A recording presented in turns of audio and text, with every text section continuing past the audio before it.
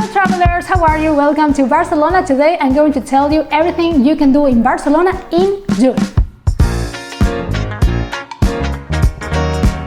Just before starting this video, let me tell you that for me, June is the best time of the year. The temperature is ideal, in between 20 to 25 degrees, and the days are super long, like 12 hours of daylight, and the sunset is around 8:30 p.m., which allows you to explore the city even more because in winter we have daylight until 5 p.m. And because summer is almost here, we have the amazing festivals. We have open-air festivals, a lot of food and drink festivals as well, and musical events. So for me, this is the most fun part of the year, and something that I find even cooler is that this is the best time of the year to enjoy the beaches. When I say beaches, I don't mean the Barcelona city center beaches. I already have a video about it, check it out, all the best beaches in Zone 1. But with this, I mean the best beaches where we locals go, which are the ones in Costa Brava, for instance. They are super empty during this time of the year.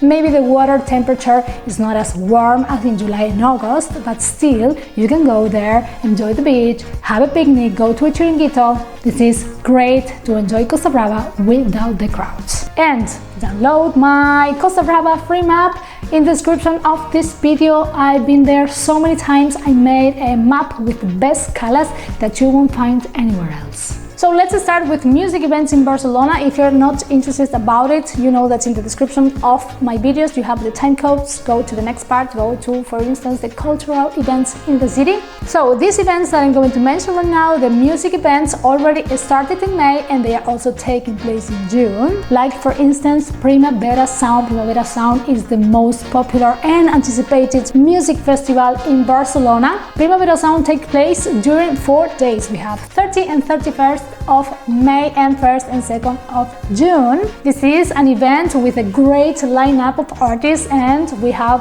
hip-hop music, rock, pop, a lot of type of music. We had a lot of food stalls, we have art exhibitions, we have secret performances. If you are solo or you're here in Barcelona with friends, this is a must-see festival. So much fun and pricey. Keep that in mind. Then we have Sonar. Sonar is the electronic festival, super famous in Barcelona as well, taking place during June 13, 14 and 15, 3 days in the city. This is like experimental electronic and not only live music, but also it has a space for the professionals in the field of technology and creativity. The event takes place all day long, so if you love electronic, you have to go to Sonar. And then we have Branch Electronic. Branch Electronic is of course about electronic music, but it is a family-friendly event. Actually, Branch Electronic takes place in the most famous, emblematic places in the world, and during the summer we have it here in Barcelona. It's an open-air festival where we have 1 or 2 stages and a lot of people dancing, and also shaded areas, food trucks and tables and seats so that you can chat with your friends, relax, take your kids, and there are even playgrounds. So if you love electronic and you have kids, this is your event in the city. And finally, Musics al Parcs, which is in Catalan, that nowadays I think it is called Parcs in Concerts. This event is taking place in the parks of Barcelona. This is for free, but you need to sign up in advance. So in case you want to check it out, if you like anything in the parks of Barcelona, I leave you the link in the description of this video. Cultural events in Barcelona during June. We have Sant Joan. If on the night of June 23rd you start hearing firecrackers, lot of kids, lot of noise, bonfires on the streets, bonfires on the beach, fire everywhere, take it easy, calm down. This is Sant Joan. I hate this tradition. This is so noisy. Dogs hate it. Actually, I hate it as well. Erase it. I love Sant Joan. This is super cool. If you're here in the city in June, you have to go and check it out. Sant Joan has to do with the beginning of summer. This is something that I really like. This is the longest day of the year and we have to celebrate. What is good about Sant Joan is that we can eat the coca de Sant Joan. It will be everywhere and there are many versions of it. You can try it and try it with cava or moscatel.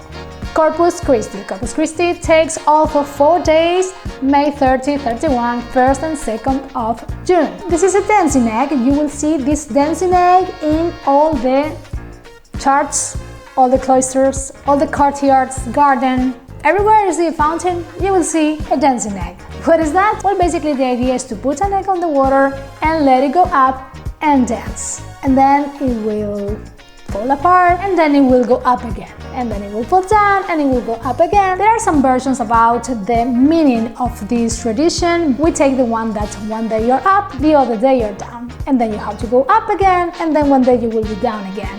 And that's life. But wait a minute, we have a climate emergency in Barcelona because of the drought. I don't know how they will do it this year, but if they do it, you will see it. You don't have to go far away. In the old city of Barcelona, you will see 2, 3 of them. Food events are my favorites because I love food, I love to drink, and I have just realized that the 3 events that I'm going to mention are during the same weekend, the 2nd weekend of June, 7, 8 and 9 of June. My favorite one, and I'm going to put it first because I love it, this is called Eat Gaudí. This is not only a gastronomic event, but this is the only gastronomic event in a Gaudí house. I mean, this can be better, and if you have the chance to do a walking tour inside the house, this is everything you can do that weekend. It's amazing. Here you find a wide range of stands, food trucks, best products, fancy brands, presentations, tasting, live music. This is really cool. And of course, we have Gaudí's tower, which is called Torre Bellesguard, which in English is Bellesguard Tower. This is a unique landscape in Sarrià neighborhood, which is an upper-class neighborhood in Barcelona, super fancy. The views from there, from the top of the mountain, are breathtaking, so you have to go there. On the other side, and actually the first weekend of June, we have Palo Alto. I love this market. It's very similar to the event in Torre Bellesguard, but Palo Alto is located in Poblenou, right next to the beach, so super different. Palo Alto has also live music, food halls, food trucks, and a lot of amazing brands to do shopping, but it doesn't have Gaudí. So both of them are great, but if you have the chance to go to Eat Gaudí, do it. We also have that weekend the Meat and Fire event and the Veg Festival. These 2 are also during the same weekend, but one of them is about meat and the other one is about being vegan. So you have to choose. Meat and Fire is taking place in the old port of Barcelona, which is an amazing landscape as well. Grilling is synonymous of summer, gathering with friends, drink. So this is the best time of the year to do this event. The best grillers of the world gather to cook for you, and you will have chefs as well as farmers. Live music, concerts, show cooking, really cool.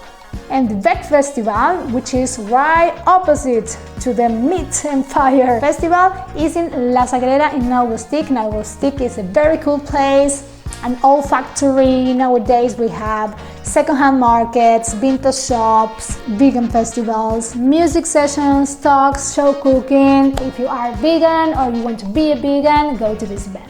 And finally, Born Street Food, which takes place the last weekend of the month, 28, 29 and 30 of June. The best chefs from Elborn.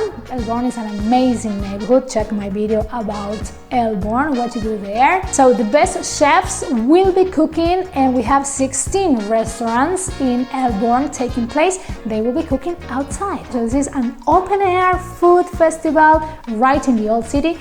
You can't miss. Attractions in Barcelona during June.